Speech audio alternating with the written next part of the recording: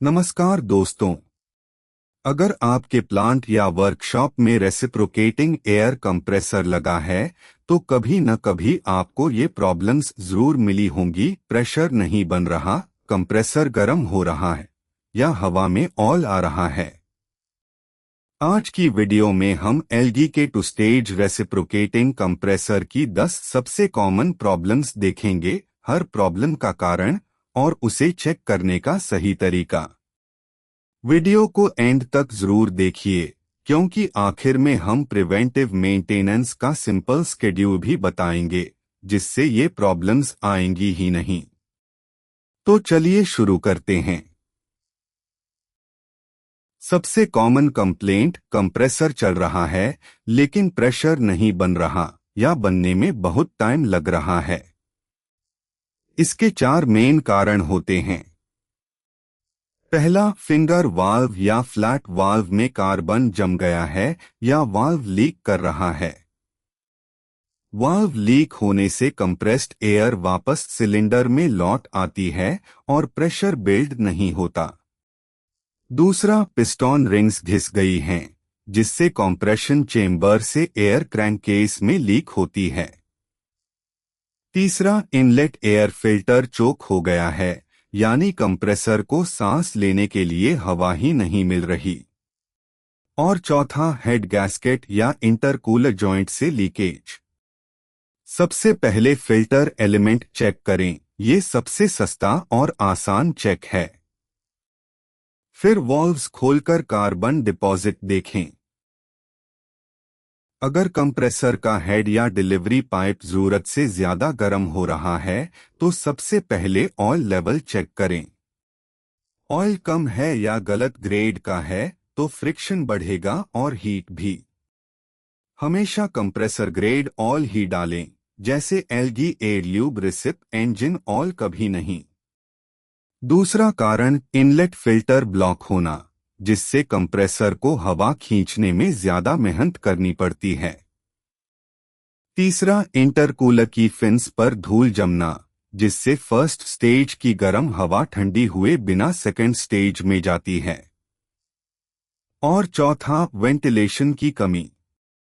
Compressor के चारों तरफ कम से कम 1 मीटर की खुली जगह और फ्रेश एयर का फ्लो जरूरी है।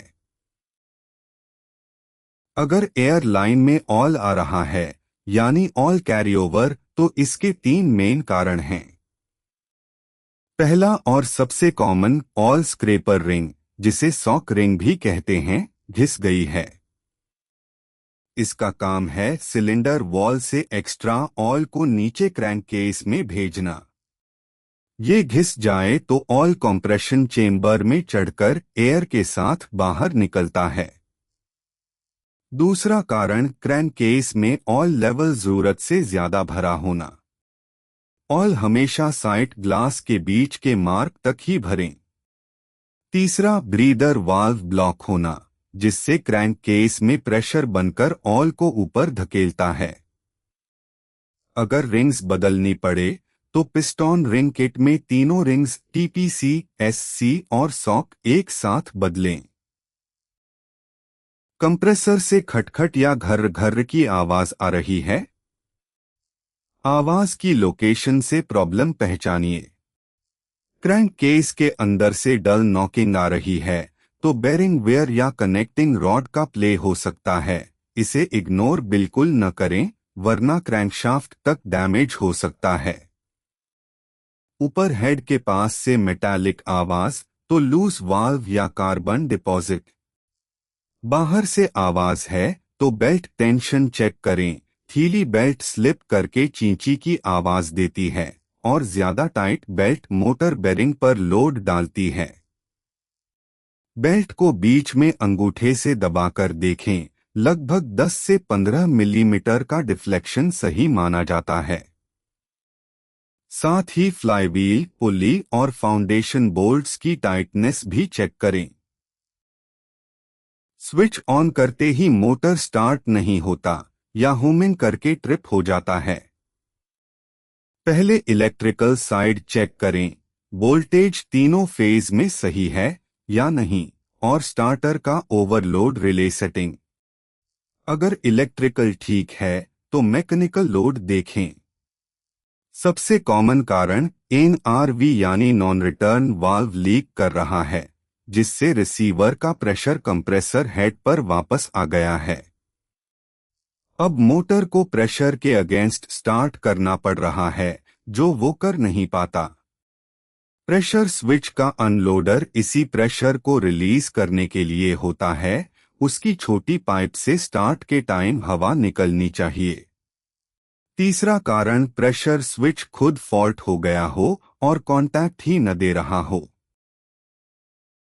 कंप्रेसर सेट प्रेशर पर पहुंचकर भी बंद नहीं हो रहा। दो पॉसिबिलिटीज हैं। पहली, प्रेशर स्विच की सेटिंग बिगड़ गई है या उसका डायाफ्राम फॉल्ट हो गया है, इसलिए वो कट ऑफ सिग्नल ही नहीं दे रहा। दूसरी, कंप्रेसर की कैपेसिटी डिमांड से कम पड़ रही है।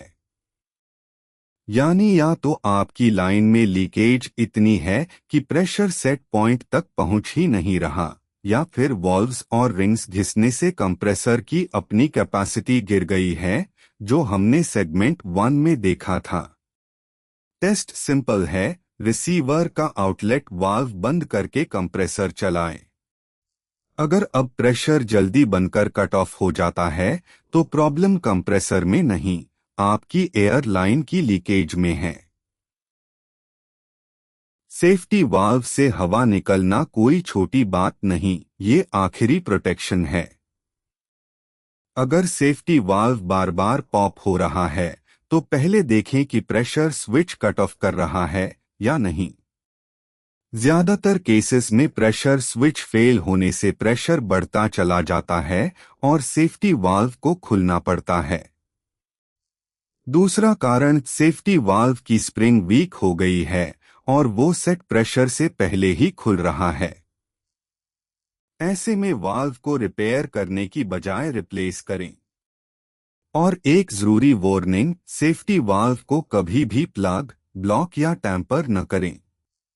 ये सीधे सीधे एक्सीडेंट को दावत देना है। रिसीवर का बर्स्ट होना जानलेवा हो सकता है। कंप्रेसर बंद होने के बाद अगर NRV के पास से हिस की आवाज आ रही है या प्रेशर स्विच के अनलोडर से लगातार हवा निकल रही है, तो समझिए NRV की सीट घिस गई है या उसमें कचरा फंसा है। NRV का काम है रिसीवर की हवा को कंप्रेसर की तरफ वापस आने से रोकना। ये लीक करे तो रिसीवर रात भर में खाली हो जाता है और अगली मॉर्निंग कंप्रेसर को लोड पर स्टार्ट होना पड़ता है। रिपेयर बहुत आसान है। NRV किट मिलती है जिसमें नई स्प्रिंग और बीटन सीट आती है। पुरानी सीट निकालकर सीटिंग एरिया साफ करके नई किट लगा दीजिए, 10 मिनट का काम है। ड्रेन वाल्व खोलते ही ढेर सारा पानी निकलता है। घबराइए मत, ये कोई फॉल्ट नहीं, फिजिक्स है। हवा में हमेशा मॉइस्चर होता है और कंप्रेशन के बाद ठंडा होने पर वो पानी बनकर रिसीवर में जमा होता है। ह्यूमिड क्लाइमेट में, खासकर मॉनसून में, ये और बढ़ जाता है। असली प्रॉब्लम तब है जब आप ड्रेन नहीं करते, पानी रिसीवर में जमा होकर अंदर से रस्ट करता है और रिसीवर की लाइफ घटाता है, साथ ही आपकी एयरलाइन में भी मॉइस्चर जाता है। रूल सिंपल है, हर शिफ्ट के एंड में ड्रेन वाल्व खोलकर पानी निकालें। रोज भूल जाते हैं तो ऑटो ड्रेन वाल्व लगवा लें। और अगर आपके एप्लीकेशन को ड्राई एयर चाहिए, जैसे पेंटिंग या इंस्ट्रूमेंटेशन, तो एयर ड्रायर जरूरी है। अब सबसे इम्पोर्टेंट बात, ये सारी प्रॉब्लम्स आए ही नहीं, इसके लिए सिंपल मेंटेनेंस स्केड्यूल फॉलो करें। डेली ऑयल लेवल चेक करें और रिसीवर ड्रेन करें। बस 2 मिनट का काम। वीकली इनलेट फिल्टर एलिमेंट निकालकर साफ करें और बेल्ट टेंशन देखें। हर 3 महीने या 500 घंटे पर ऑयल चेंज करें, फिल्टर एलिमेंट बदलें और सारे जॉइंट्स पर सोप सॉल्यूशन से लीक टेस्ट करें। साल में एक बार वाल्व्स खोलकर कार्बन क्लीनिंग, सेफ्टी वाल्व की टेस्टिंग और अगर कैपेसिटी गिरी हुई लगे तो ट्यून अप किट लगवाएं। इसमें फिल्टर, पिस्टन रिंग्स और वाल्व्स एक साथ आते हैं। याद रखिए, मेंटेनेंस पर खर्च हुआ 1 रुपया ब्रेकडाउन के 10 रुपए बचाता है। तो दोस्तों, ये थीं रेसिप्रोकेटिंग एयर कंप्रेसर की 10 कॉमन प्रॉब्लम्स और उनके सॉल्यूशंस। अगर वीडियो हेल्पफुल लगी हो तो लाइक जरूर करें और चैनल को सब्सक्राइब करें, क्योंकि आगे हम स्क्रू कंप्रेसर और ड्रायर ट्रबल शूटिंग पर भी वीडियोज ला रहे हैं। कोई स्पेसिफिक प्रॉब्लम है आपके कंप्रेसर में? कमेंट में लिखिए, हम जवाब जरूर देंगे। मिलते हैं अगली वीडियो में। धन्यवाद।